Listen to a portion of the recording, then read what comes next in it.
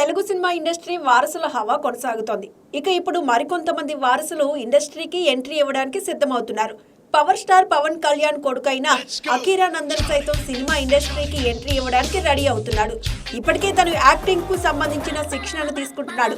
వీలైనంత తొందరగా అకీరా నందన్ హీరోగా ఇంట్రడ్యూస్ అయితే అతన్ని టాప్ హీరో చేయడానికి మెగా అభిమానులు సిద్ధంగా ఉన్నారు.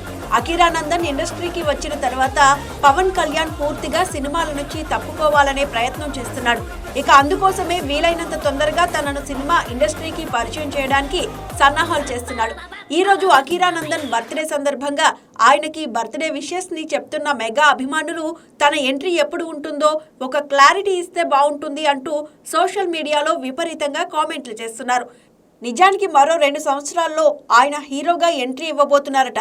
ఇప్పటికే హీరో లుక్స్ తో ప్రేక్షకులందరినీ మైమర్పింపజేస్తున్న అకీరా హీరోగా మారితే చాలా ఈజీగా స్టార్ హీరో అయిపోతాడు.